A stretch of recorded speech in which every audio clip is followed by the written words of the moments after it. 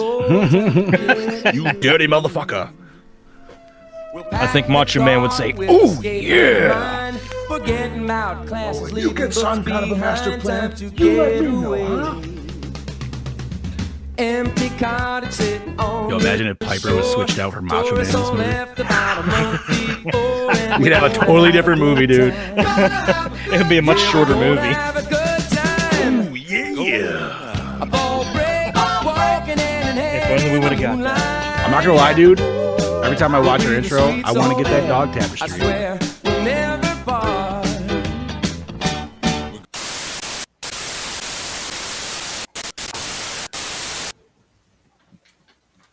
Huh?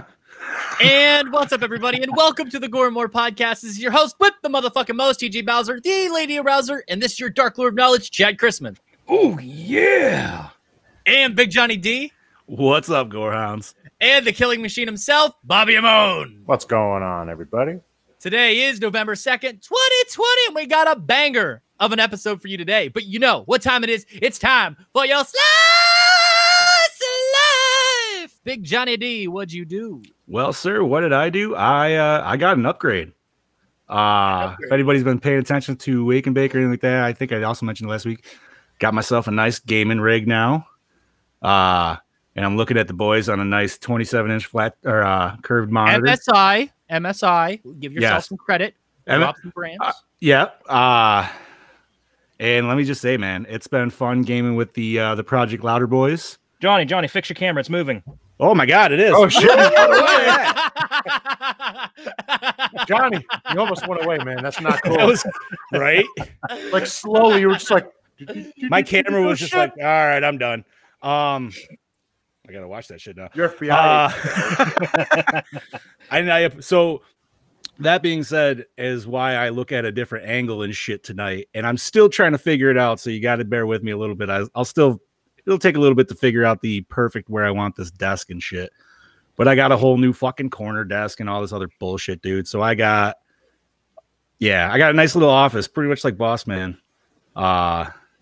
He's definitely got way more shit on there, but that's okay. I don't need it all. Other than that, man, like I said, dude, just been playing Phasmophobia with the boys. Played a little bit today with TJ and Quarter J of Comics and Kaijus. Our gentleman in the chat here played with our infamous Mr. Brody Kane all weekend. Dude, I fucking played with Brody. Holy shit, man. So I went to the drive-ins Friday. Saw Hotel Transylvania, Beetlejuice. So that was good for the kids and family. Got to see a personal favorite of all of ours, John Carpenter's The Thing. And it was like midnight, and the wife was like, listen, I don't want to go to sleep and have to wake up at 2 a.m. to leave again. So can we not stay for the fourth one? Which was Mandy. So I was like, fuck it, I'll go home and watch it. Nope. I ended up gaming until 5 in the fucking morning or 5 in the afternoon for Brody. So needless to say, I was just like, wow, I got to go to fucking bed, dude, because my kid's going to be up in 2 goddamn hours. But it was a great time. That motherfucker grinds hard as fuck, dude, in comparison to the rest of us. I believe I was told he's up to already a level 33, and as of the other day, he was only like level 16. Jesus Christ. Yeah, dude, he is literally grinding. Bro, he is putting the dick down hard. So what are you doing this game? I've never, until you guys mentioned, I've never even heard of this game. Bro, listen, if TJ didn't fucking say anything to me, I would have never heard of it. And it's a great game, man. Like, I can't wait to play with Scoobs, because obviously this is just like his wheelhouse, you know what I mean? Like, he does this shit. He's like, fuck video games, man. I do it in real life. But no, man, other than that, just been enjoying myself. Watched this movie twice today because it's been so long. And the first time was for Gore More, and the second time was just for the sweet, sweet satisfaction of the movie. Other than that, man, perfect movie for. I want to hear what you guys have been doing. Chad, what have you been up to, my brother? Work. Last week was an extremely bad week at work. We were hammered hard. If it wasn't for the night shift crew, we wouldn't be able to do it. Like, some of them were there till 6 in the fucking morning. Damn, dude. Getting these orders out. That's bad. Yeah. What time did you go in for them? I go in at 7. The night shift crew comes in. They usually start at 4, but they were coming in at 2:30. So they were there. 6? One of them would stay until 6. She was the lead. The others would go home like, I don't know, about 2:30-ish or so. But there was still 12 hours then. Yeah. Yeah, and I was putting in a couple, almost a double. So yeah, it was a pretty long week. Get But that we fatty made it through. check, buddy. Yeah. And my boss said if we get our orders done on Friday, after we get the orders done going out this Friday, we can leave whenever we reach our hours. I'm like, I'll have my fucking hours on Thursday. There you go. That means you get a 3-day weekend, right? Yeah, maybe. But holy shit, dude. Did anybody else get hammered with snow like we did last night? Not as bad as you, bro. 5 inches of snow. That's more than Sarah got. I got leaves. Yeah. Oh! Love it. Yeah, it was Keep No, it dude, going, you definitely boys. got like I got maybe 2 inches with like an ice coating underneath. So you definitely got way worse. It was pretty bad. So other than that, after that, just hung out with the kids, did trick-or-treating on Saturday, sat and watched Hocus Pocus with the kids Friday night. That is the first time I've That's a watched great that movie. movie. No, it is not. Why? I did not. I just didn't get into it. I just didn't really like it. All right. It's Episode overrated. canceled. It It's is overrated. very overrated. That's fair. I just I feel like I enjoyed watching it for the first time again last year in like 25 years because I just obviously when I was a kid I didn't catch all the adult jokes there. So I will say I appreciated There was it a that couple time decent around. good. There was a couple decent adult jokes, and I can't believe I'm saying this, but Sarah Jessica Parker actually was pretty hot in that. Bro. Yes, this is one of the movies Okay, where she's so the I'm not smoke the only show. one Yes. who Yeah. has this thought. Well, that I was have that thought every time I watch. I'm like, you and Matthew Broderick.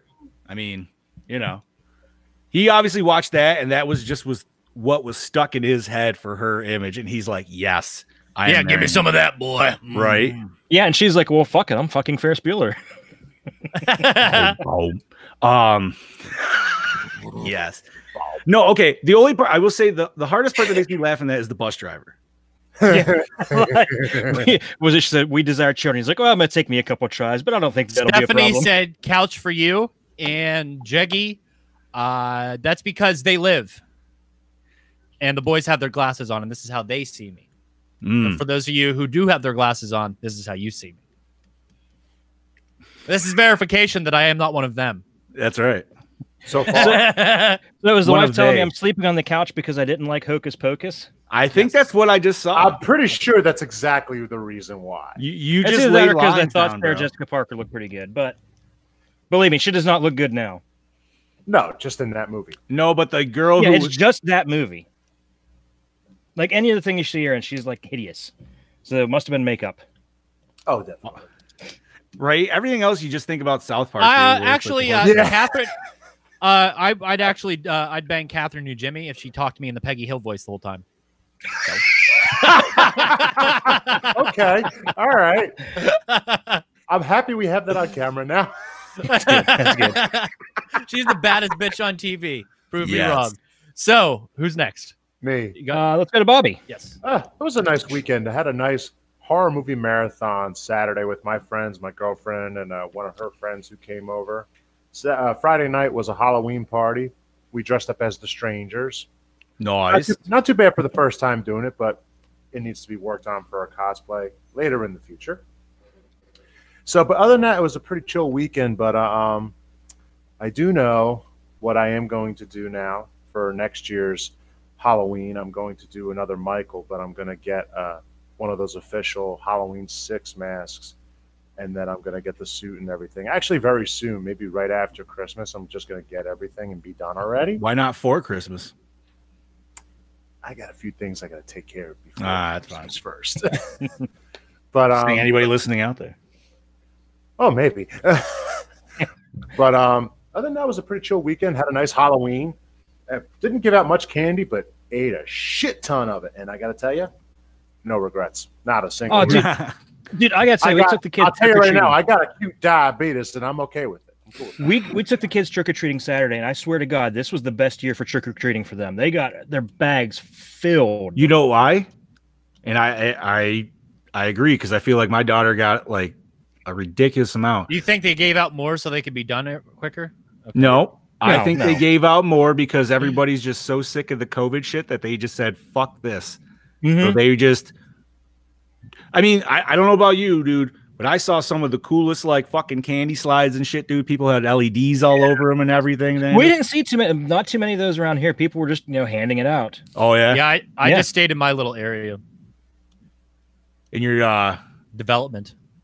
Dude, I bet they were handing out like boxes of like full-size candy bars there, bro. This is what's funny. This is what's funny. I noticed this. All the houses we went to, the really nice houses, gave out these little rinky-dink pieces of shit candy, and the ones that weren't as nice as the others, that weren't as decorated or anything, were giving out the fucking full-size bars. Really? Yes. I could see that. My wife noticed that too. My only pet peeve is like, okay, so obviously I was out trick-or-treating.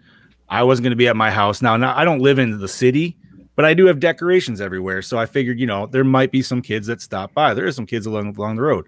So you always put a bowl of candy out. You know what I mean? Especially if you got decorations. Dude, but the people that have their house decorated, come on.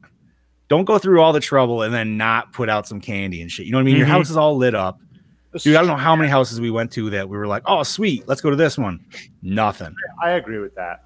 And it was really nice this year with it being on a Saturday. My in-laws came down, and so like literally the whole family went trick-or-treating. Nice, dude.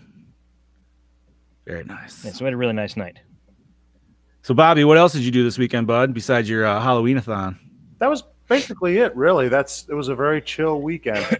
And then Sunday was chilling because it was fucking raining all day. So that was it. It was chilling watching Halloween movies and horror movies all day, which is pretty much. How many did you get out? Did you lose count? Well, I pretty much got all the Halloween movies. Nice. And what was it? Wait, like all of them? All of them? Yeah, pretty much. Damn, dude. Oh, I don't fuck around. No. Just turn on AMC, let them roll. The ones they don't show, just have ready in a DVD player. Like, you got to have that shit ready to rock. Okay. Fair enough. And then there was 4 other ones we watched, but the one that we ended the night on, not really a Halloween movie, but it never gets old, The Burbs. Oh, dude, that's a classic, though. Like, my girlfriend loves that movie, and I do too, but like, I could watch it 5 times in a row. It's just as hilarious as the first time I watched it. I mean, you do know you got that sweet horror slot for. I'd also like to say that Carrie Fisher might have been at her peak in that movie, hotness-wise. MILF hotness-wise. Okay. Actually, I'd have to rewatch it to. Yeah, I got to rewatch it too. It's been a really long time. Actually, yeah, he is right. He really is. She is perfect. It's like right before she gained the weight, and she's like peak like levels, like Dan Aykroyd, fiance type time, I think. So she's fit. She's yeah, nice. Carrie Fisher, you were a smoke show. So there you go. Yeah, she was. After the princess run down for years. So I got to say this now. As I say every other week, I did podcasts here, there, and podcasts everywhere. Me and Fat Jesus this weekend did. I love that post. That was great. We did that was beautiful. Halloween top 10 episode where we listed our top 10 favorite horror movies and then our 3 honorable mentions. Then we had 6 shows from the Project Louder Network call in and give their top 10s and honorable mentions. It was super cool. Thursday, I did Trick or Treat with Taryn. No, Wednesday.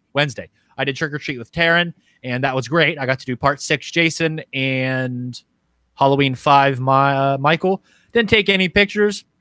Didn't see a point. Was there to entertain Taryn. She was. I didn't take any of my shit, dude. It was just kids and. Taryn was Kelly from Ash vs. Evil Dead. Taryn's favorite character. Yes. That's yeah. Question for you, dude. Mm-hmm. You said you did that on Wednesday? Mm-hmm. Does your place, like your community, like they're just like, yo, we're doing the Halloween then? Mm-hmm. And that's it? Yeah, we got an email in the like community email thing, and then it was like, hey, it's gonna be Wednesday between this time and this time. And I was like, fuck yeah, it doesn't interfere with wrestling. Let's do it. So did anybody do anything? I don't mean to like, did anybody do anything in the area like for Halloween that you knew of? I didn't check. Yeah. It just makes me, I don't know, that just interests me that they wouldn't just do it on Saturday. They probably do, but wait. Wait, what? Where you got to understand, in order for us to go to other houses, we can't walk. Are you okay, Chad? No. I'm thinking they probably did it Wednesday because wasn't. Well, you got to understand. Wasn't Saturday the Trump rally? Yes, Saturday was the Trump rally, and you got to understand Wednesday, like where we're located, we're not near any other places. Like our development is like we can't walk to like into town. Like we have to go down a private driveway and walk real far in order to get into town. So, like, there's no like walking out of our little area, then walking into other places. So it's kind of like just in our little like I said, it's our little area thing. So Nice, dude. Yeah. Hell I think yeah. our little area thing, like development, Sarah said it's like a quarter mile big, like to drive it around. Because Really? No, half mile. Sorry, it's a half mile. Because if you walk around it twice, it's a mile. Nice. That's a really good. That's a really good size area then. Yeah, it is. It's not like a small area. So Sorry, I didn't mean to like interrupt. It's all yours. good. That just it's a good intrigued me question. on- I totally understand. Well, like, why would they celebrate it separate? But Yeah. And then Thursday, well, Saturday, like Chad said, we had an insane Trump rally, like fucking crazy. It was there's a picture of it circulating Twitter. And it is. It looks like a Metallica concert. It is. Just, the turnout is insane. It was insane. It's insane. So, without further ado, it's time for 1988's John Carpenter's "They Live," and holy shit! So, whose pick was this? Mine. Thank you. thank you. Yes. So, 1988's Welcome. "They Live," directed by John Carpenter, written by John Carpenter as John Armitage. Produced by Larry Franco, starring Roddy Piper as John Nada, Keith David as Frank Armitage, Meg Foster as Holly Thompson, Raymond St. Jacques as Saint Preacher, George Buckflower as Drifter Collaborator, Peter Jason as Gilbert, Cy Richardson as Black Revolutionary, Susan Blanchard as, what is that? Ingenue. Norman Alden as Construction Foreman. Music by John Carpenter and Alan Howarth. Cinematography by Gary Kibb. Edited by Gib Jaff and Frankie Jimenez. Distributed by Universal Pictures. Released November 4th, 1988. Runtime of 94 midgets. Budget $9 million. Gross $13 million. No, $3 million. $3 million. Sorry, budget $3 million. What did I say? $9 million.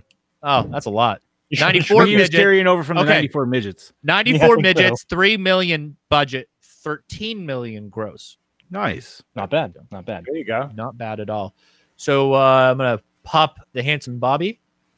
Oh. And then Chad, cue the catchphrase. Roll that beautiful bean footage. And there we go. Here we go. The epicness. This is the original. Nice. So this looks like a 35 millimeter scan. Titties.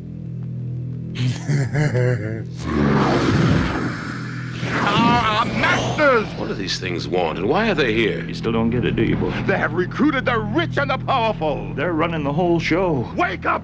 They're all about you, all around you. Blinded us to the truth. Take a look. They are safe as long as they are not discovered. I don't know what they are or where they came from, but we gotta stop them. Stay away from me. Put these on. They have us. Look at them. They're everywhere. Our owners. We have no other choice. I don't like this one bit. Leave it alone, man. It ain't none of my business. Ain't none of yours. We have been lulled into a trance. Listen to what I'm saying to you. We're in trouble. The whole world's in trouble. Control us! You're sending some kind of signals out of TV sets. Good catch. Nobody noticed that the rabbit hole logo was still live. Now we start spilling some blood. Let's go! Push a button. I have come here to chew bubblegum and kick and I'm all out of bubblegum.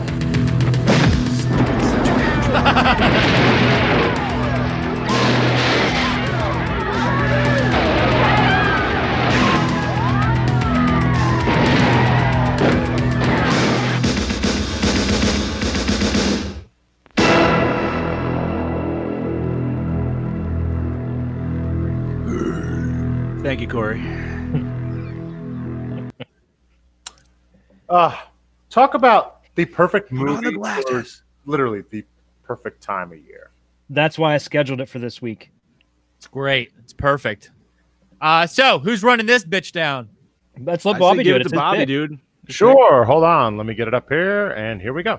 They influence our decisions without us knowing. They numb our senses without us feeling it. They control our lives without us realizing it. They live.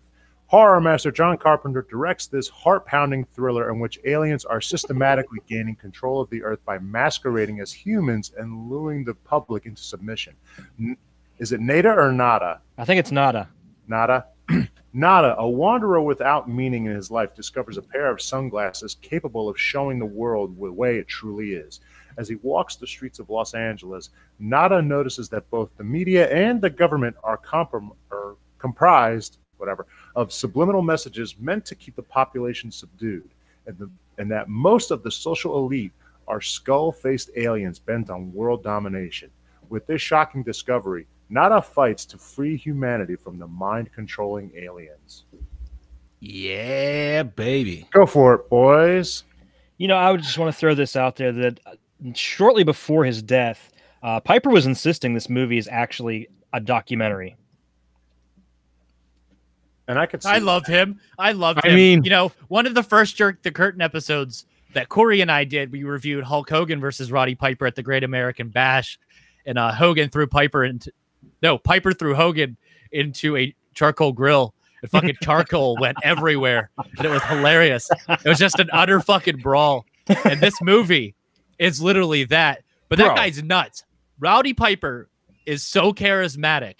He could make the crowd pop by just looking at them. That fucking stare could pop a fucking crowd.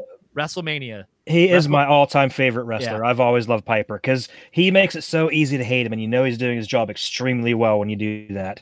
Monster heel. The best in the Best business, heel, baby. best heel there ever was. Not only that, as a person, me and my uncle met him. I want to talk about a sweetheart of a guy. Mm-hmm. It didn't matter who you were, even if there were wrestling fans that said they didn't like him, but they said why. He was just like totally with it with everybody. Like he was. Well, they probably just didn't like his character more so than the actual guy. But oh yeah. Now, real wrestlers will stay in character all the time, and I love that. That makes me fucking chub up immediately when I know a character's like, you meet them and they're mean to you, but it's because they're in character. That's the best. See, that's the fucking best. That's how I met. The Miz is like that. Yes. He's an expert at that. I met Goldust like that, and then it was cool because later at the hotel at the con, we were all just chilling at the bar, and then it was just like, you know, dude in jeans and shirt. MJF from AEW's like that. He'll get a picture with you and be like, "Get the fuck off me, you fat mark." It'll be like,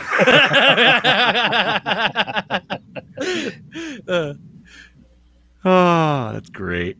Love that. No, stuff. dude, this movie though.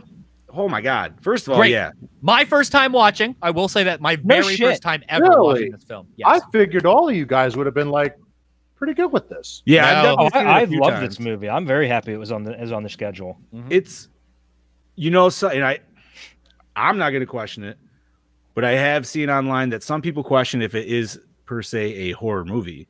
No, it's absolutely horror. The moment he puts the glasses on, it's not horror in the normal sense. It's horror in the sense that that the humans are being right. It's more the else. overall like waking up horror of it. Like, oh shit, like this feels a little too real.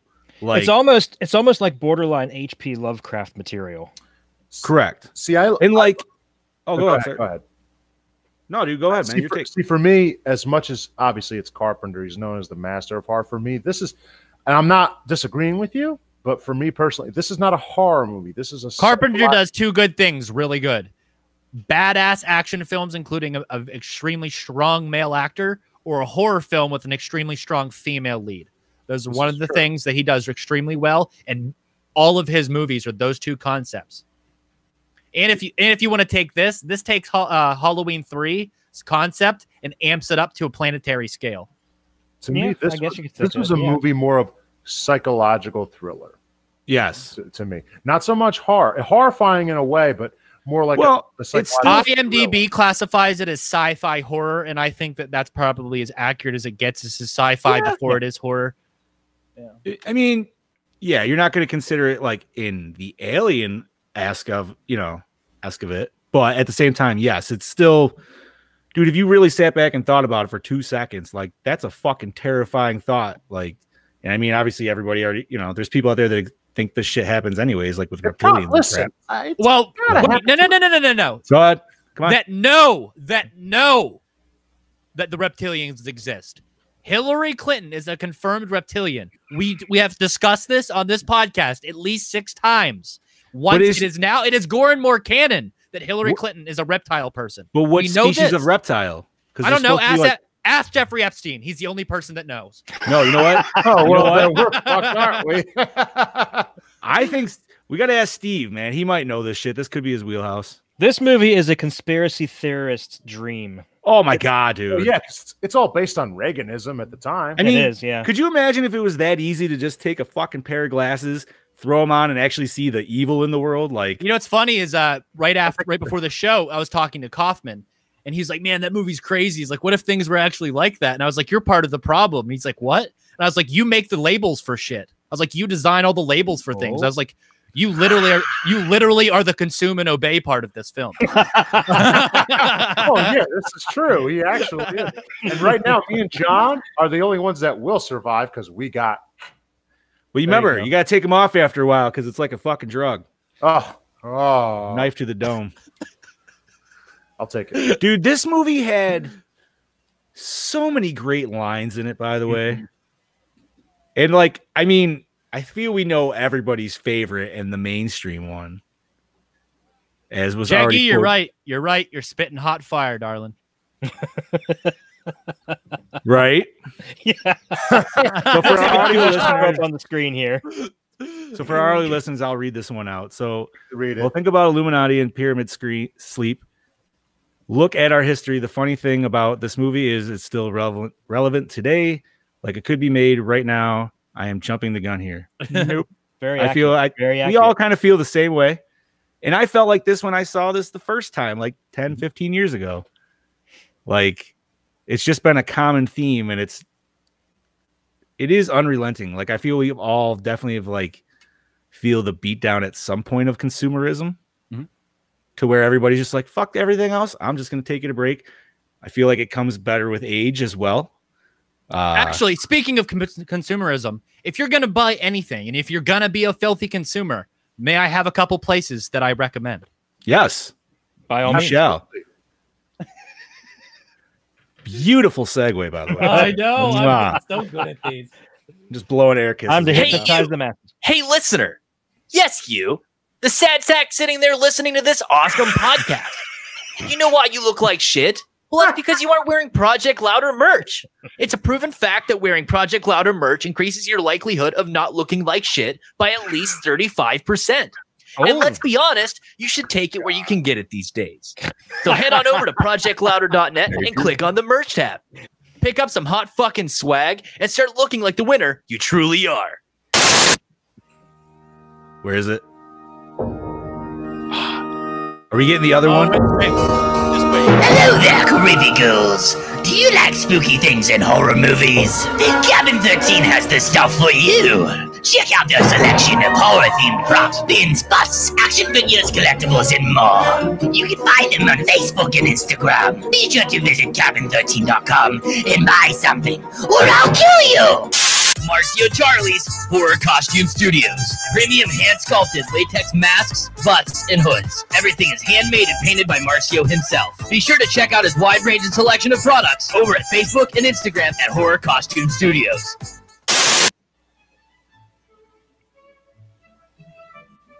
Oh, hello. Do you know about Project Louder? Well, let me tell you. Project Louder is home to 16 of the finest podcasts a nerd could possibly procure. They have a show for everyone. Whether you're into horror films, modeling comics, 90s kid shows, or that weird tentacle-filled subgenre you search for at 3 in the morning. So head on over to projectlouder.net and treat yourself to something truly exquisite.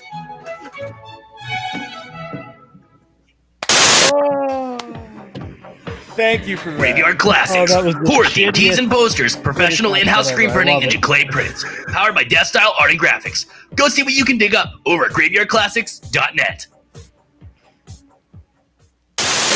Come on down to Mask by Lance, Premium Friday the 13th custom-made hockey mask down there in Tennessee by Lance McKinney. Find him on Facebook and Instagram over at Mask by Lance. Go order one now, boy.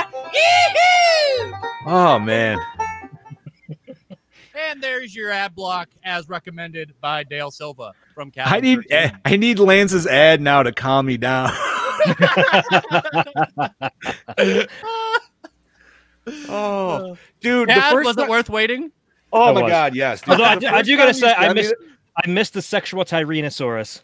Yes, I do miss that. Like, I need that. Dude, the first time he sent me those, and the classical music one, dude, I almost pissed my pants. 'Cause, like, I was already laughing before it even got to the big, like, the fucking tentacle shit, dude.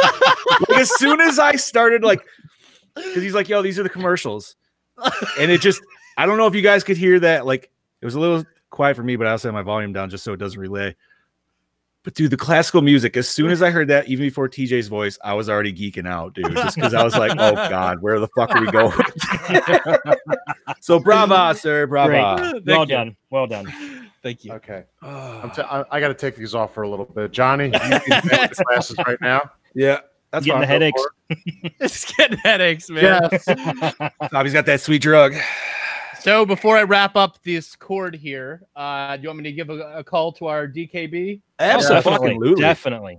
Okay. I know he watched it and took notes, so I feel like we have to. Well, because he tagged us in it on he did. Facebook, I think. For yesterday. So, it's amazing he's awake. Dude, that motherfucker is a millionaire in that game we're playing, dude. I'll tell you what. We don't have to buy anything, Brody's just like, I got it. Howdy doody. My doppelganger, king and banger from down under. What's up, brother? Not much, mate. Just thought I'd take time off Phasmophobia to listen in on the fucking show. Yeah, buddy. Yeah, that game's a fucking drug, I tell you. Yeah. And I'm the victim. So, before we send you off to rehab, I gotta know, what are your thoughts on They Live? I think it's an excellent film. I just want to start off by saying that this is probably one of the coolest and most underrated films of the 80s. I love the character chemistry between Keith David and Roddy Piper. I think it has some clever and extremely fun dialogue. But what really makes it is the out of the blue batshit crazy fight scene. It's a weird, wacky bromance that works in so many levels. I also feel that the feel of the film, the cinematography, like it was filmed by it feels like it was filmed by the man himself, Cundy. But I think Gary Kidd? Yes. Yeah, he did an amazing job to make this film feel exactly like a Carpenter film. But yeah, overall the film's premise is amazing. It's relevant to today with so much shit that's happening in the world. So I think it's basically what I would say a documentary on so many levels. The same cinematography as Escape from LA. Oh yeah, right. Well, yeah, they've got that shit down pat, man. Also in Big Trouble and Little Vagina. Yes. I was gonna say it seems like that. Also, additional camera operator on Halloween 2, so he worked alongside Cundy. So that's why you pick up some of those flavors there. I can see. Yeah, because I was watching it and I was feeling, Cundy again, but yeah, no, I can see what he's done there, and I think he's executed very well. Absolutely. So what's your Gore and More score there, Brody Kane? Well, I was going to give it a 4, but I'm going to give it a 4.5. Fucking A, that's solid. Very nice. Yeah, I haven't seen something solid since the last time John took his pants off. And hopefully we get to see it today. Hopefully. Is that something you'd like to see on the Patreon, Brody? OnlyFans. Yes, $5. OnlyFans. Fair enough. Okay, Brody, until next week, my doppelganger kanga banger. Peace out, my home skillets. See you, Brody. Peace and love. I don't know why, but something about the way he said home skillets just sounds 10 times funnier coming from the Australian. It does. And delicious. So, boys, delicious. Let's hear what we already gave our thoughts, kind of. So let's move on to the next portion of our show.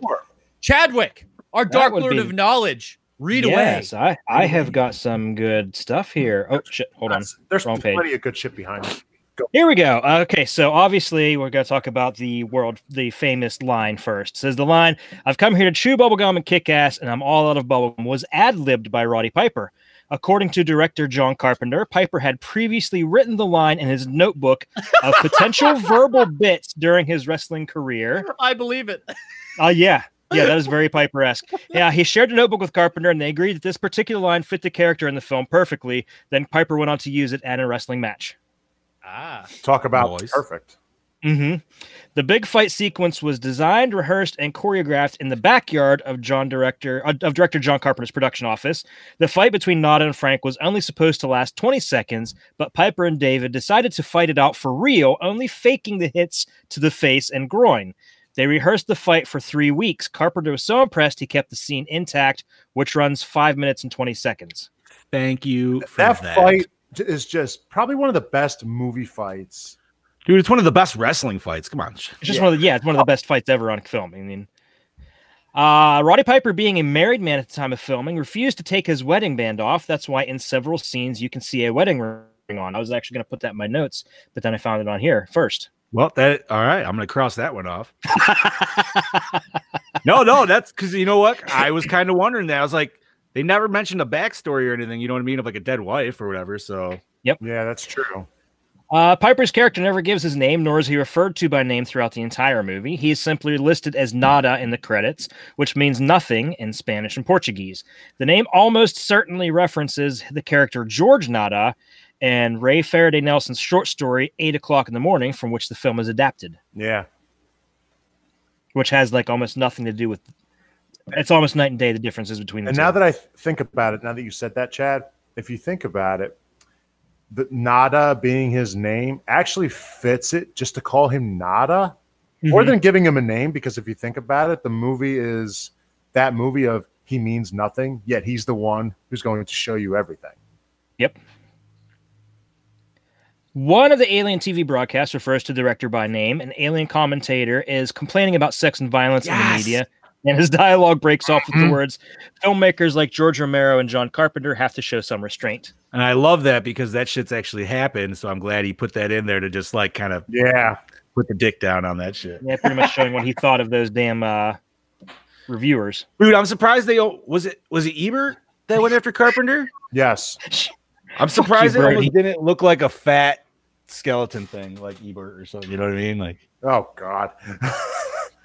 Carpenter brought real homeless people into the production for several scenes and smaller characters, and gave them food as well as paychecks.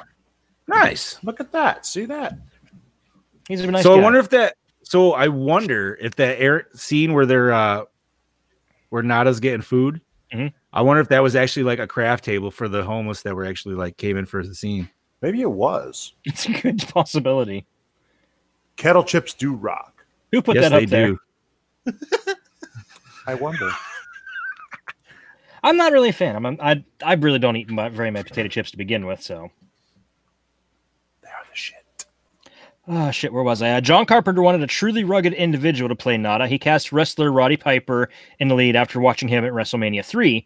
Carpenter remembered Keith David's performance in The Thing and wrote the role of Frank specifically for the actor. Nice. Love that. According to a title card in the made-for-DVD short documentary, He Lives, interview with John Carpenter, They Live opened at the #1 at the box office and disappeared from theaters soon afterwards. It actually, did you notice the release date was also right before the election day? Oh, yeah? Really? Yeah. So is that probably why it went away so quick, maybe? I think so. For years after the film's release, and even on the movie's DVD commentary, Piper maintained that the film was based on an actual incident in the 50s in which a company manufactured a TV that planted subliminal messages in women's brains, instructing them to make extravagant purchases. Piper was unaware that the documentary he had seen was, in fact, a comedy short from 1978. So he was duped into thinking that was real. Corona. No, my cough is from wearing these goddamn masks all the time at work, and I got friggin' congestion like crazy. Corona. Also, my throat's really dry because I need a drink. Yeah. Originally scheduled for an October 21st, 1988 release date, the film was moved to November 4th in order to avoid competition with Halloween 4. Interestingly, Carpenter had been producer and co-writer of the first 3 Halloween films, but Halloween 4 was the first in the series that was made entirely without his involvement. Another reason to move the release was to capitalize on the November 8th presidential election in tandem with the film's social commentary. Okay. Now, this did not surprise me, this next bit. The role of Nada was originally written for Kurt Russell. Yeah. But John Carpenter felt he should cast somebody else after casting Russell in 4 of his films prior to this one: Elvis, Escape from New York, The Thing, and Big Trouble in Little China. That's because I'm sitting here watching this and I'm just listening to the lines. I'm like, this feels like it was written for Kurt Russell. And also sitting here watching this, and maybe it was the music or the production vibes, but I thought it felt a lot like Escape from New York to me, production-wise. Yeah, I could see that. The next bit, John, I know you noticed this.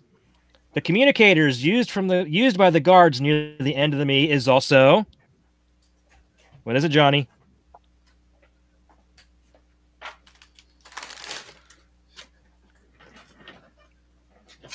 Did you write it down? Did we lose John? Okay, so the communicators were the PKE meters from Ghostbusters.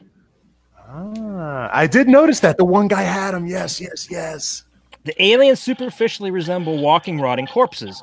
John Carpenter didn't want the aliens to look like the high-tech creatures of other science fiction films. He decided that since these beings were corrupting humanity, they themselves should resemble corruptions of human beings. The film was made and released about 25 years after its source short story, 8 o'clock in the morning, and had first been published in 1963. According to Carpenter, this movie was also based on an Eclipse Comics comic book adaptation of the story. Nice. Be fun to find that one.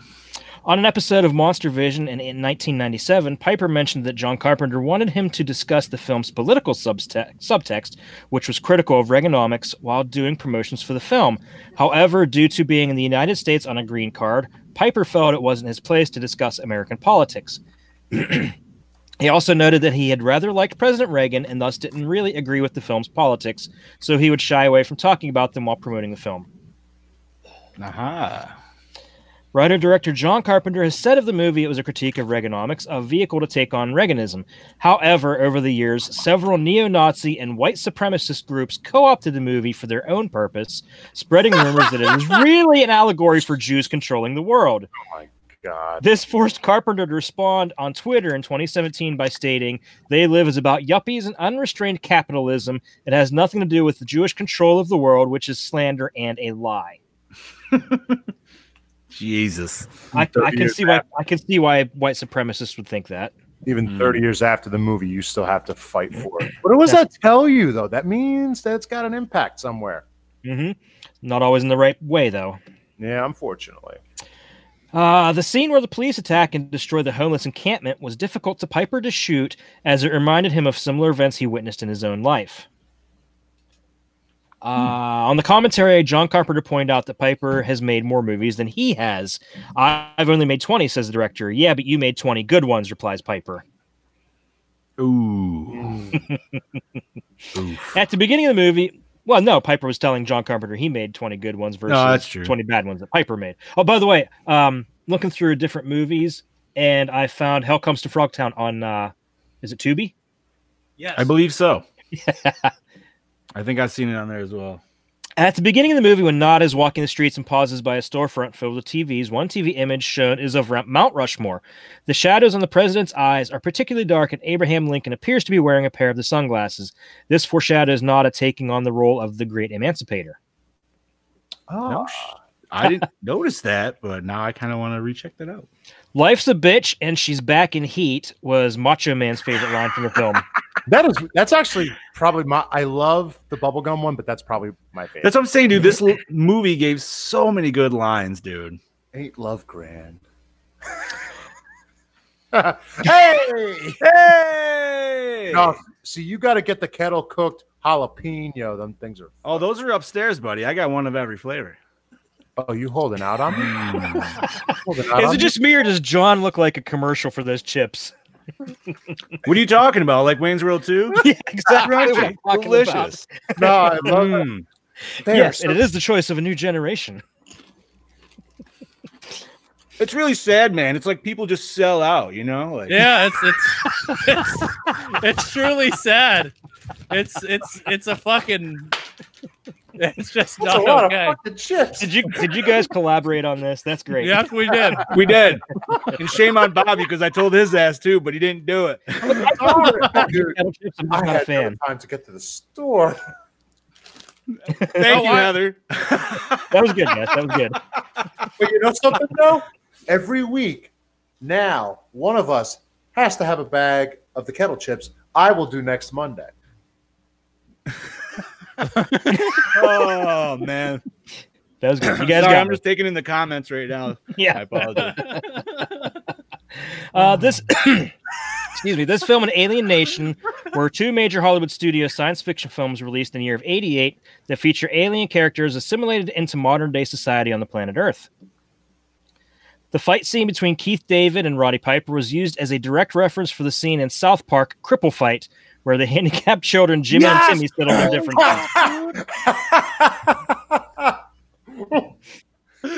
That does also literally go on for 5 fucking minutes. Yep, it's a shot-for-shot remake. That is awesome. Oh my god, I feel terrible. This was the seventh and final collaboration between John Carpenter and composer Alan Howarth. Nice. Okay, now listen to this.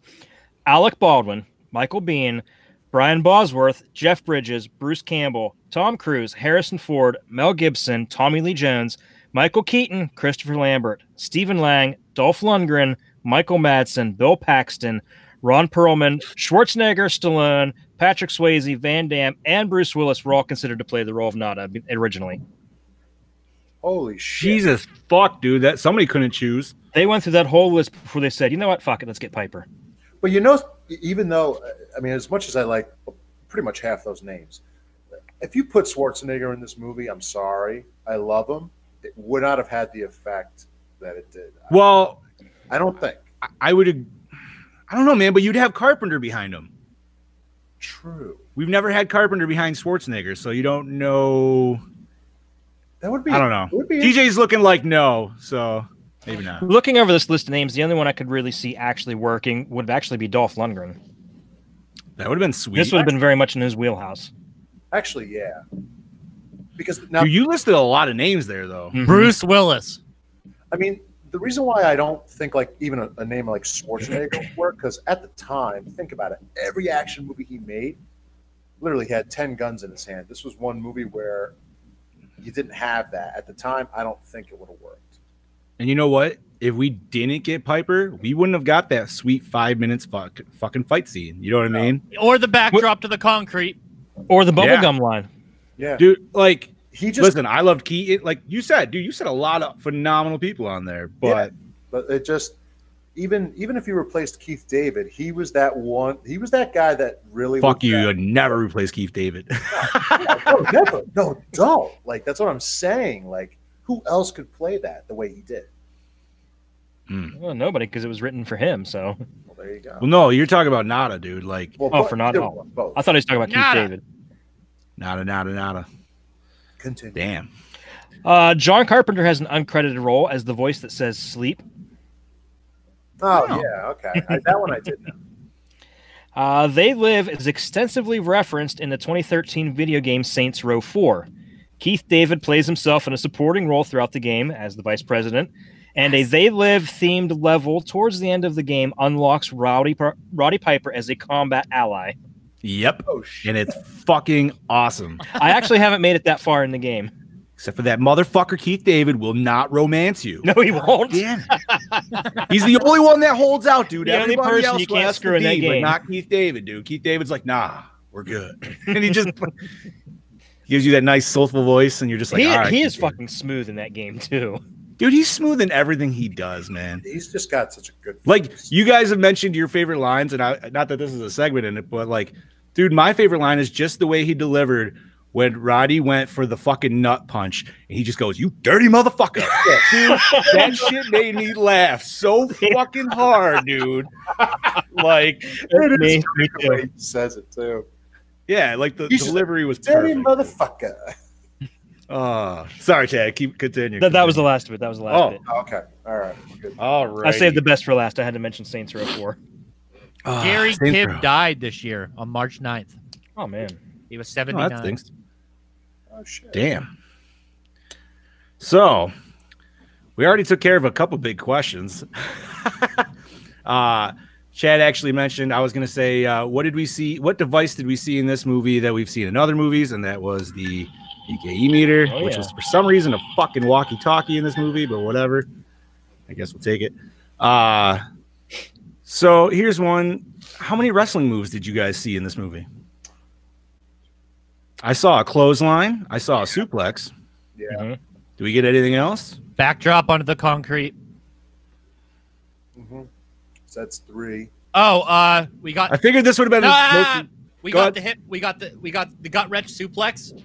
Yep. Whenever he's upside down and he grabs him by the stomach and pulls him. Yeah, that's why I said suplex, but I didn't know if it would. There's a specific name for it. Right. I know there's a lot. That's why I figured this question. Okay. Now the reason that there wasn't is because Roddy Piper is not known for his wrestling ability as much as his brawling ability. He was not a technical wrestler. He was a throw fists and stare at the crowd guy. Like Chad said, monster heel. Didn't need to do it. You're just doing things to piss off the crowd at that point. So nice. Yeah. But the like the wrestling moves we did see all fit perfectly fine within the context of that fight, and they didn't seem forced. No, and they were impactful. And I would also have to say that because they picked Piper for this role, that those fight sequences seemed that much more real. I would agree. And I think that's what worked out for the best, because it's like, yo, you already have a trained professional. So I will say that the whole Schwarzenegger thing would be ass, because I don't think he could throw a punch nearly as well as Piper. Well, I'd also agree, because Piper was the one that they insisted on continually doing the fight scene. I don't know if anybody else did not hold a gun the right way the entire movie. And I think Schwarzenegger would, because he's held so many guns. Right. Well, that's it. But other than I don't know, man. 80s, like, listen, there's some questionable times Arnold was holding guns in the 80s movies. Like, there's a few times that were good. Listen, all the time he one-arms those guns, just so you know. Oh, bro. They're held to his bicep with fishing wire, so you can't fucking see it. The best part I always think about is the Commando when he runs into the yard, dude. Literally one arms this fucking like M16. Yeah, one arms that bitch, dude. As like 10 guys are shooting at him, all miss him, and he's just like all takes him down in one fucking swing. Every time he's one-arming a gun, especially in Terminator, they had to wrap it around here so that way he could actually hold it. It makes sense, dude. Balance that shit. Nice. But continue. So let's see. We got the wrestling questions. What else do we got? I think that was about it, because the ring one was my bigger one, but Chad hit that. Unless you guys got any questions. No, it's a pretty straightforward film. It pretty much explains everything. Yeah, that's why I didn't really take any notes, because it really speaks for itself. Yeah, right. Like they got a couple.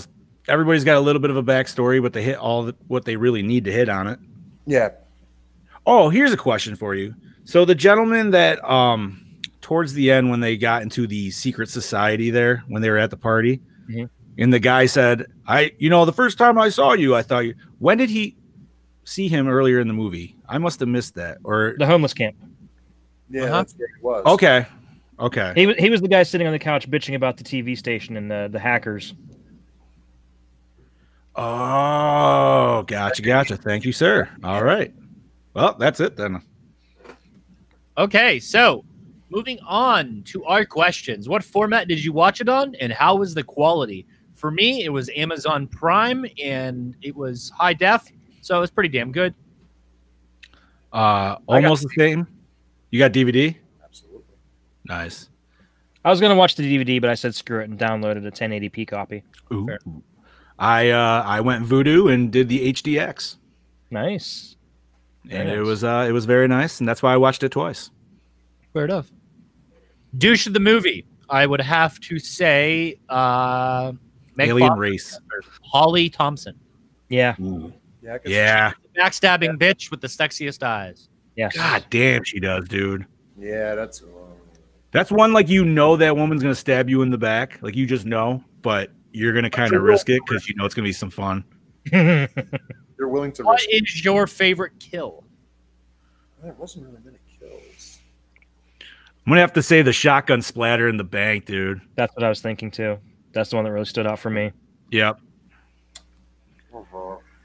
Yeah, I'd say that.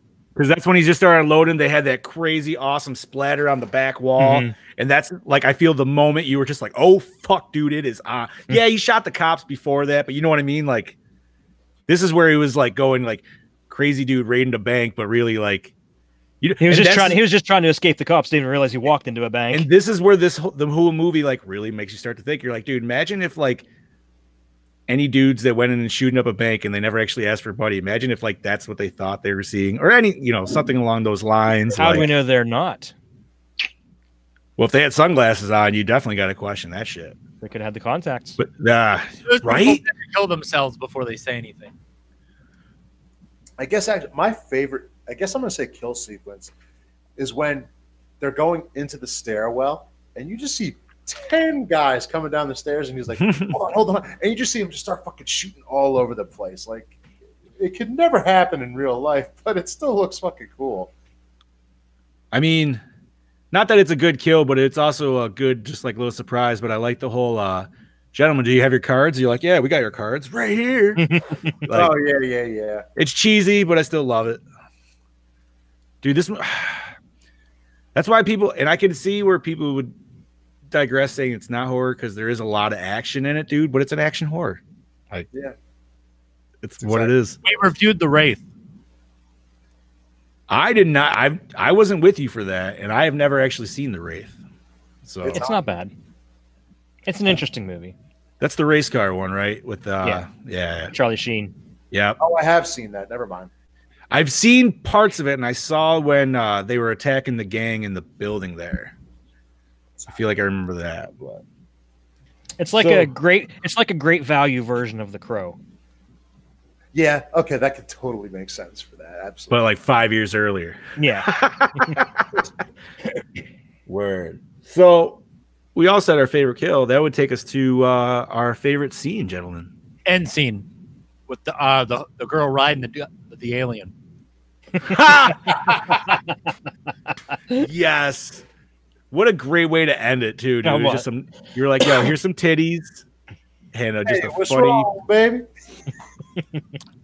I'm gonna have to go fight scene for me, dude. Oh, I gotta go with the bank scene. The bank scene? Yeah. I have two: fight scene, and then the ending of him and Frank going through that cable station, going through the whole thing. The whole like third act, essentially, pretty much there. Third act with the fight scene. I would agree. I mean, it was, dude. Carpenter always makes a good movie. You know what I mean? So. Okay, well, so maybe not Ghost of Mars. I don't know. We could talk. I didn't like that. No. That's a piece of shit. Did the opening scene hook you in? I think the opening shots of the city and Piper walking through it is just fucking fantastic. Mm-hmm. And it really sets the tone and introduces you to the setting that you're about to explore for the rest of the movie. I agree. So yes, it certainly did. Honestly, and I feel like you could make a list to be like, okay, name the amount of movies you have where the solo character is walking in back to like some town or that he's either been to or he's going to with a backpack. Like, dude, there were so many things I thought about while watching that opening scene. What's that? Rambo. I thought about the Incredible Hulk series just because you like, hey Sarah, what's up? Hi. Say hi to everybody. Yeah, you alive? She came to retrieve the kettle chips. Yeah. Thank you, honey. I appreciate it. Hell yeah. Where the fuck was I? Shout out to my girlfriend for cleaning the studio. Thank you. You're what? What? Fiance. Oh, she caught him on that one. You can put it on the air. Give me a kiss. There we go. Oh, fiance. So sweet. Gotta get used to it. Transitional period. It takes a while. It takes a while to get used to it. Guys, give me a break. You know what's gonna be great? They're gonna get married, and he's gonna finally be like, "Yeah, my fiance." She's gonna be like, "Wife." He's gonna be like, "Motherfucker." He's gonna be like, "Damn it, I got to do it again." Edit happens. I keep telling Steph I'm going to start introducing to people as my ex-girlfriend. Have you done it yet? I love it. That's why you haven't slept on the couch. This is my ex-girlfriend. I'm your wife. So, guys, speaking of wives, best tits, hottest dick. Oh, sorry. Yeah, best tits, hottest dick. Oh, the girl at the end for the best tits. Yeah, girl. Yeah. I'm gonna have to say Piper and Foster. Piper. Yeah. I gotta go with Keith David, mostly Yeah, because I'm of gonna say Saints Row Keith 4. David, man. He's a handsome man. He's got that smooth voice, dude. I'll go with Keith David too. He makes Well, my I'm back going pussy very Piper, moist. so there you go. I mean, Piper's got the beefcake going for him for sure. I'm not gonna say he doesn't, but Keith I don't know, David man. could probably talk a girl out of her panties easily with that. right in front of her husband, dude. Yeah, right in front of her husband. Like not even know, and the You husband's guys taking his off too. Piper has an accent. Whenever He does. he's not trying to be American, dude, he has an accent. Yes, So See, but like Piper, all he has to do is just unbutton that next button down on the flannel, dude. Get that little bit of beefcake hanging out, bro. That's all. He doesn't even have to say anything. You know what I mean? That's Like he does what Bobby does, dude. He just kind of shows a little bit of the meat, and then I see you figured me out. mm. Shh! Don't say. Don't. Maybe I should say what Bobby used to do. Sorry. Don't tell them. yeah, we can't talk about the old pre-shows. So, guys, Yeah. did the score set the mood? Absolutely. Yeah. Yeah, it's a really good one. It was kind of had its almost like a Western feel to it. Yes, it did. In some parts, dude, especially yeah. the intro song when Oh, yeah, Nada's dude. walking into town. It was the Lone Ranger. It was the That was like Clint Eastwood shit right there. yeah, dude, the Lone Wanderer or whatever like that. You know what I mean? Coming in town, fucking dealing with the problems. Western sounding. Best song? Do we have a song? Was there a song? Oh, I feel like there was one, but I honestly can't think of it at the time being. So I apologize. Gorehounds. I remember songs being in like the different commercials, but those were just jingles. I mean, I guess you could say the choir song that was on the fucking tape. Oh yeah, you know something? We'll go with that one. That shit's in my car now every day. That song's that? called "Coming to LA." Is the is the opening song. All right. Alan Howarth. If you search that on Apple Music, it comes up. The Sage of Justiceville. I think that's the name of the town. Sage of Justiceville. Okay, guys. All right, well- So, favorite character.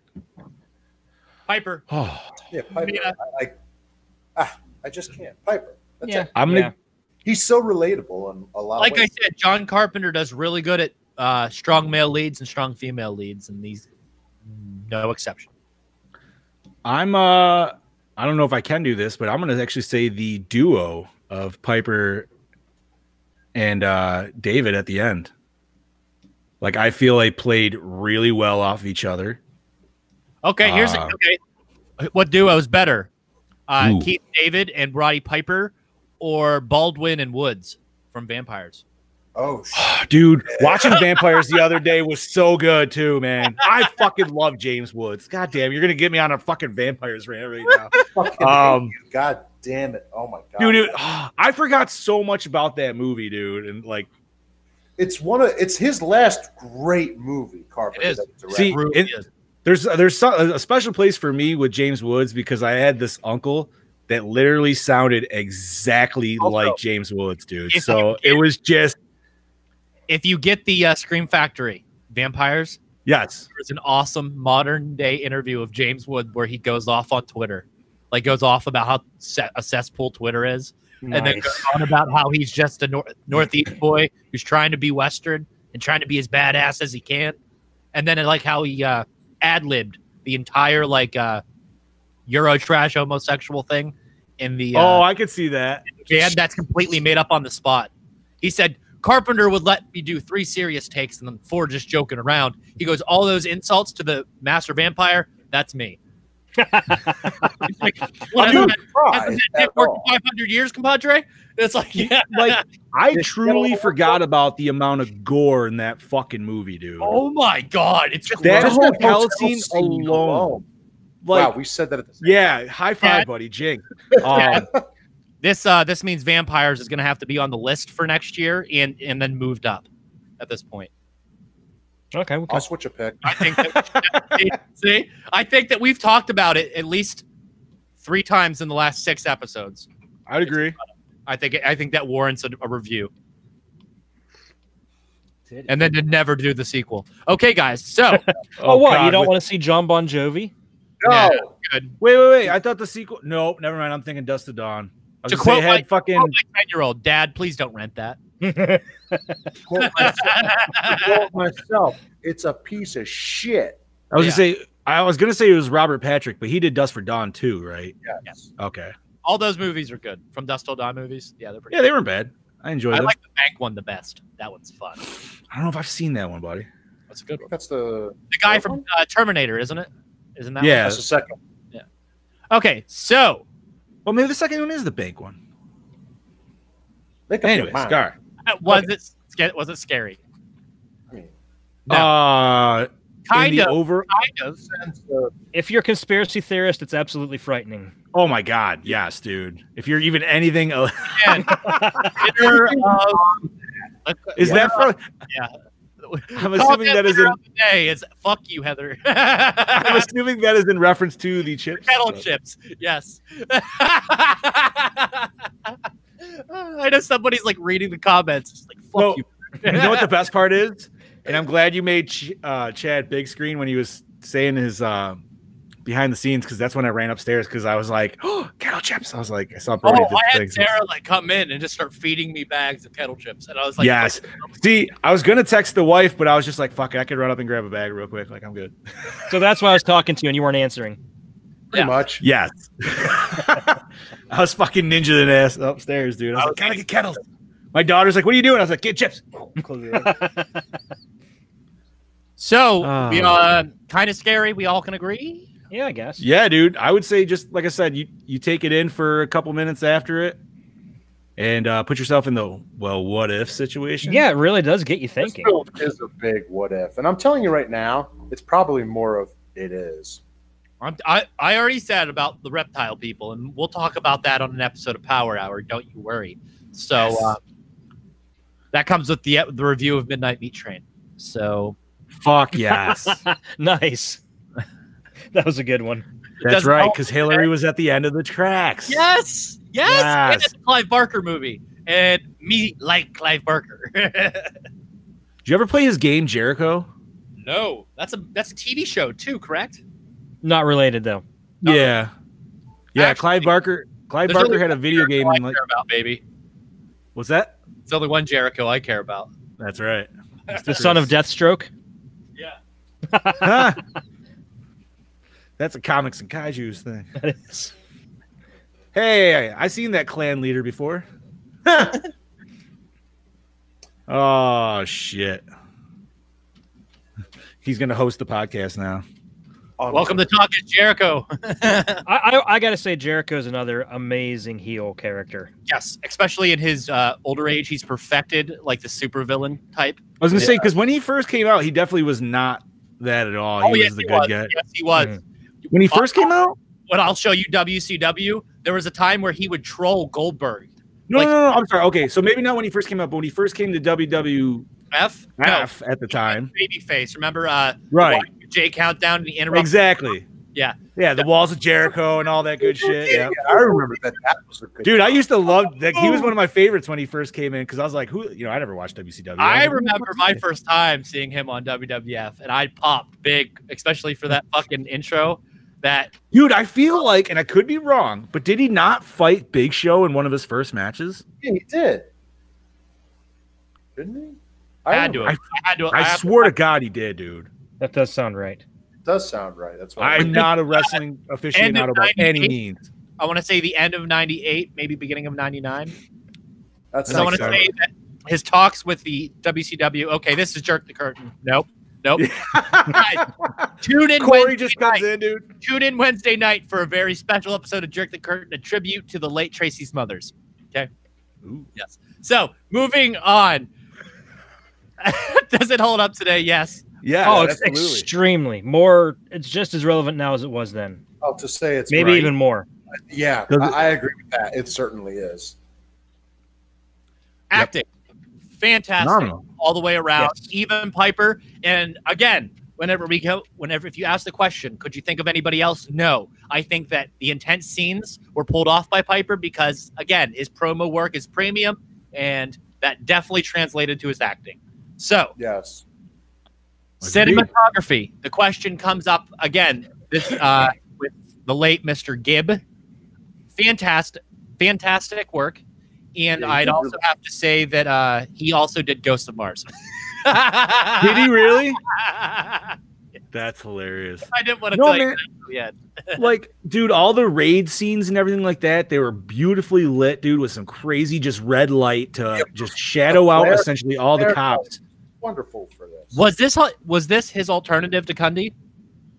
Maybe. Dude, it felt very very close to what was the train one you had us watch for New Year's Eve? Terror Train.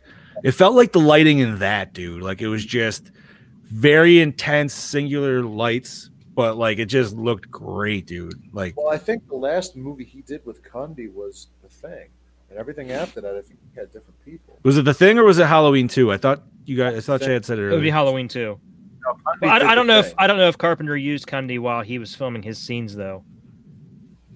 Gotcha. That's a good question. That's a Cundy question coming Right. That better be coming soon. soon. Look at Chad. Oh, I'm not gonna fucking tell you till last minute. I'm gonna pop one of these days. You're gonna You get him on there, I'll be coming soon.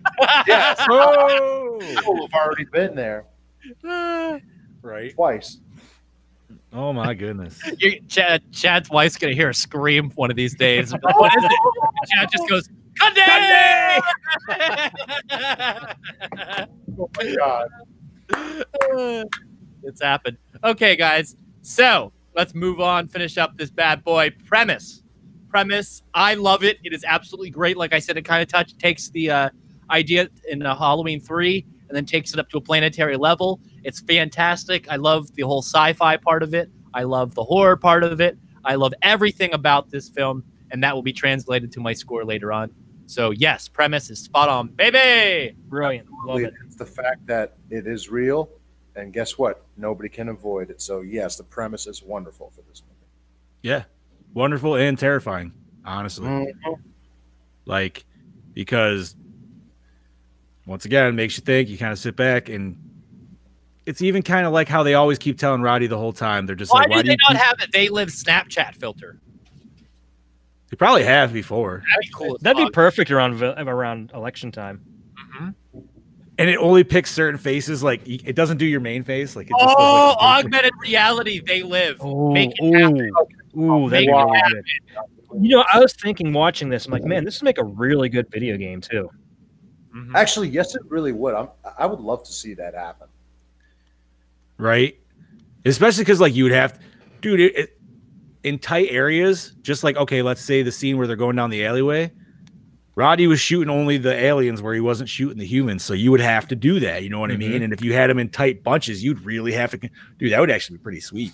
That would be. You really have to watch your shit there. Right? Nice. What does he say to the one cop, dude, after he tells him to drop it? He says something about his boots. What does he say? Beat your feet. Beat your feet. What a fucking saying, dude. What the fuck? Where did that come from? Like, is that an 80s saying, or is that just... Did they just, like, let him ad-lib that? And they're like, nah. He might have, because that beat your feet does not sound like any saying I've ever heard. No. And I remember laughing at that one, too. I was like, what the fuck was that? That's like that weird Stephen King language shit. You know what I mean? Like, what was that, bud? Don't like tattletales. No. So, yeah, dude, premise was great. Sci-fi, all that good shit. It would have been cool if we got to go to the planet, but you didn't need it. No. And sad ending. Very sad. So, Steven! What's up, Scoobs? Yeah, the ending's super sad. It is. I mean, yeah, they took down that signal, but it wasn't like that would have been their only signal. You know what I mean? Like, that was just meant for the area. It was still That's what I was thinking. It's probably just for, like, was that Los Angeles? Yeah. Like he said, this is on a planetary level. There's no point in fighting it. And that everybody kept telling him that. He was still just like, no, fuck you, doing this. And even what's her name for fucking Hellraiser, dude, with her most gorgeous blue eyes. Okay, but so it could have been just disrupting the signal in the area, but that might have been just enough to wake up enough people to start the revolution. I would hope. On a large scale. It would have been cool if we got a sequel of that, but it would have been nowhere near as amazing as the first, you know what I mean? But She's not the girl from Hellraiser. No. Is she not? I thought it was. No, Meg Foster wasn't in Hellraiser. Yeah, I know. was keeping quiet because I'm like, that ain't her. I was sitting here thinking, correct me, damn it. I was double checking. No, I mean Bobby, if he knew. I was like, no, he's Dude, wrong. He didn't want to speak up unless he was wrong. But I'm like, I just double knew checked. he was wrong. But Okay, I like, apologize because I've only seen the Hellraiser the one time we reviewed it. Yeah, that's not Julia. That's Dude, they look very similar though. They just have those like killer blue eyes. What is she? What else has she been in then? She was in Leviathan. She was the bitch that RoboCop sucker punched at the end. Oh yes, she is. Oh, the boss! Yes. Boss bitch. Oh yes. Okay, she was a brunette in that one though. Yes, she wasn't a redhead. Claire Higgins. I think that's what it is throwing me off is the redhead, dude. Like maybe it was the redhead with that the crazy blue eyes. She was also Evil Lynn in the Masters of the Universe movie. Yo, aren't we getting a new one? We're supposed sometime. She was Mrs. Gilmore in Ready Player One. Oh shit. Okay. Never seen it yet. Good. It was actually a really good movie. It was. I heard it was. Good I heard film. great things. I just. You know what else is a good film? We should probably tell our listeners that this one is. So, recycle, rewind, remake. I'm going to rewind for days. Oh God, Definitely. yes. Oh yeah. Bobby, you said you liked the premise, right? Oh yes, absolutely. Okay. And I would rewind this for days. Dude, not even rewind. I literally restarted it right after it got finished. So I mean, yeah, boys, fucking great. Drop those scores. I'm giving it a 4.5. That's what I'm giving it. 4.5. 4.7. You motherfucker. I don't care. Okay, Bobby. I said 4.5 is all also. Gore, more score of 4.5. There you go. That works. That is pretty good. That's pretty good. So, what do we got next week? Next week is the other film that people argue is the greatest vampire movie ever made. Near Dark. In the 80s. I like Near Dark. Hey, yes! Mick wants to be on that episode. He No. wants to No deal. no deal. He wants to contribute. He said he thinks that that's the best vampire film. I personally agree. I haven't seen it, so I can't agree or disagree. It's been a while since I've watched it, so I'll have him record a little thing, and we'll intro the show that way. I know Brody is definitely a huge fan. Yes. I've never seen it. No, I mean we're all fan of Bill Paxton, so you. Yes, and I Lance feel like Henriksen. I feel like you should be pleasantly surprised or pleasantly happy, I should say. I don't think I'll be disappointed in the least. No. Nice. So, anything else new in horror news, gentlemen? Not for I saw me. Gutter Garbs dropped some new Black Christmas shit today. I might go check out. Silent Night, Deadly Night. They're getting new stuff. So I saw. I think it was it wasn't Gutter Garbs. It was somebody else. Was it Gutter Garbs? It might have been. The one I got for Black Christmas, I just got today.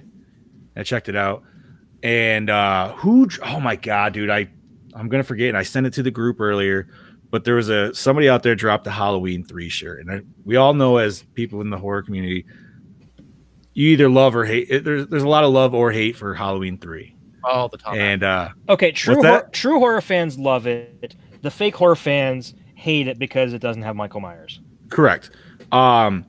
That being said, this shirt says Halloween 3 sucks. However, it has this amazing little fine print on the top and bottom. It says, if you're one of those people that think Halloween 3 sucks, then that's because Tom Atkins fucked your mother. Love it. Oh, I've love seen that shirt. Okay. I love it. I want it so bad, dude. Good old Tom Atkins. Goddamn right. Pittsburgh's own Tom Atkins. So just to let you Gorehounds know, we have been working on our list going into year 3. Yeah, I gotta still submit the rest of mine. Yeah, I still gotta go over it and over it and over it because with the new criteria I introduced yesterday that everybody seems to be on board with, I kind of have to. I mean, I think it'll gel with what I already have picked. Where I just want to throw. Okay, just to let everybody know, the only criteria we're meeting this year that is I decided we want to do films from each decade. So we're doing 70s, 80s, 90s, 2000s, 2010s. I decided that I'm just going to pick a Romero movie from each decade, and we're just going to review it. Love it. And that's awesome. The other thing that we said was a werewolf movie, a zombie movie, and a horror comedy. Correct. But it doesn't have to be like a straight up comedy. It could be just like a dark comedy, like The Bird. Like he can do Crazies. John picked Crazies. We can do Season of the Witch. We can do Dawn of the Dead. We can do Day of the Dead. We can do Land of the Dead. Oh, I love Land of the Dead. I do like Land of the Dead. A lot of people shit on it, but that was really good. I do like that movie. And by the way, TJ, did you notice it wasn't filmed in Pittsburgh, but it does take place in Pittsburgh? Land of the Dead, yeah. What's it? Something green. Yeah, yes. they filmed it in Vancouver. They call it Fiddler. What was it? Fiddler's Green. Yeah, Fiddler's Green. So but the maps they show is definitely Pittsburgh. What was the Romero one that was found footage? Survival. Yeah. Survival of that. That even wasn't too bad. I enjoyed that. So I totally want to do my 70s film Dawn, 80s Day. 90s we could do the dark. Two Evil Eyes. Ooh. Okay. Which I believe is the Argento Romero film. And then for my 2000s movie, I can go Survival of the Dead. Or you got 2000 and 2010. Okay. No, he didn't direct that one. He only did Survive. Wait, did he do Land? Did he direct? No, he did Land. Yeah, he did Land of the Dead. Oh, I'm on producer, not director. Duh. Yeah, I'll do Land of the Dead. That's 2005. Yeah, let's do Land of the Dead. What's sweet. Survival? Survival is a continuation of that storyline, and that is, I believe, also found footage. No, what year was that though? I want to say that's what I thought it was 08, 09. Oh, okay, so it's be in that. He also executive producer on the Crazies remake. Ooh. The Crazies remake also not was bad. Good. Not bad. I like that, except for the ending. I don't care for the nuke explosion thing, but spoilers, sorry. I'm doing all zombie movies for mine, so my 4 generational picks and my extra zombie movie. So actually, I get an extra zombie pick because one of the things was we can do all the Romero zombie movies in my one foul swoop. Don't do Night. We're going to do that for our live stream. Yeah, that's why I'm starting with Dawn, because Night's going to be for our live stream. Not that it would kind of, I mean, it would kind of fit with the aesthetic, but it's not Romero, but it would, I mean, I already gave Chad my picks, but if anybody wants to do even the remake of Dawn of the Dead, or Crazies. Night of Living, no, remake of Night of Living Dead, the fucking one. And also, since we're already doing the Crazies, we got to do the remake of the Crazies and the remake of Dawn of the Dead at some point. I'll do remake of Dawn of the Dead then. Okay. I mean, that would be what 2000. That could be your 2000s pick. Let's just call next year the year of the zombie and just do all zombie films at this point. Well, I was gonna do ghost movies, but we'll see. Okay. Yeah. No, I mean, I got some creature features in there. How about we just do that? I'll pick all zombie movies. Chad pick all ghost movies, and we'll just keep going with that. Yeah, I did a little mix again. I did a little mix bag. I gotta go through. I had a couple of mixed ones. Let's just do our picks, and I'll just happen to make mine themed again. I did throw one on there that TJ requested that I throw on there, which I was going to kind of do anyway. So, but we've talked about it many times on the show. Do you know what I'm talking about? Hold on, let me look. Think about 90s bacon. Oh, Tremors. Oh yeah. I started watching the new ones. Yeah? The new one? What'd you think? Pretty good so far. Very Jurassic Park Predator vibes, isn't it? Love it. That's exactly what John Heater is fresh breath compared to Jamie Kennedy. Oh, God, John. I just noticed one of your picks. What? Oh, it's such a bizarre movie. What? The Void. I know. Oh, that is such a weird I put it movie. on there, dude. It's awesome. It's got cool gore. So weird. I know. Dude, listen. You made me watch Hellraiser. I'm making you watch The Void. Fuck off. I already watched it, though. So Chad, how many picks do you need from me now? 3? Considering it's Dawn of the Dead remake I put on there now? Have you ever watched this Iron City Ass Kickers TV show? No. TV pilot? Listen, Chad, if you really want, I will take out The Void for a late 2000s. No, it's fine. It's fine. Well, because I was almost going to put on Haunt because I know TJ and I love it so much. Haunt is such a, oh, yeah. So, I need to pick unless Bobby wants that. If Bobby wants that, he can. I forgot to say at the beginning of the show, my wonderful fiance got me the Fly box set. I saw that. That was all Fly movies, right? Yes. Vincent Price all the way to Goldblum. The Critters box set, $30 on Walmart.com right now. 3 left. Ooh. How many Critters movies in there? 4. I've only seen the first 2. The 4th was the newest one on Hulu, right? No. Those are short. One was there was that, and there was another. There was a newer movie. The 4th one was the one in space. Oh, okay. Yes. Mick did Critters 2. That had the critter ball, right? I love that one. Yes. Nick helped with the effects for the critter ball and how it works. Nice. Also found out, we haven't talked about it on Rabbit Hole yet, but after conversations with Mick and after a very small mention on the last Rabbit Hole, Mick is responsible for the mechanical effects on 1986's House, but uncredited. Nice. Oh, shit. Okay. Wonder why he's uncredited. Just want to put that out there. The same way Nick Benson wasn't credited for Night of the Demons. So, yes. I mean, House was a cool movie, dude. So. Yes, very much so. I would love to get that box set tomorrow because I know that the 3 and 4 House films, 3, the horror show, and 4, that kind of actually goes back to like the whole House aesthetic. Those films are extremely hard to find. Really? I've never actually seen 3 and 4. So I have. That's the problem, is because they're hard to find. It's similar to the later Prom Night films. Well, 4 actually starts with the death of the guy from the first movie. Oh, it does? Okay. Mm-hmm. The curly-haired guy? Yeah. Or the Nam guy? The curly-haired guy. Okay. And it's his wife and daughter that move into the house, and it's stuff that happens to them. Oh, good. Sean Cunningham returns as producer for that one as well. Oh, super. We love that guy. Oh, don't we? We do, don't we? So I think that's it for this episode of the Gore and More podcast. This is your host with the motherfucking most, TJ Bowser, the Lady Arouser, signing off. This is your Dark Lord of Knowledge, Chad Crispin, saying I'll see you next time, bitches, and go vote tomorrow. Ooh. This is your big old fluffy Big Johnny D saying, see you later, Gorehounds. This is your one and only killing machine, Bobby Mamone, saying, yes, go vote tomorrow, and I'll kill you later.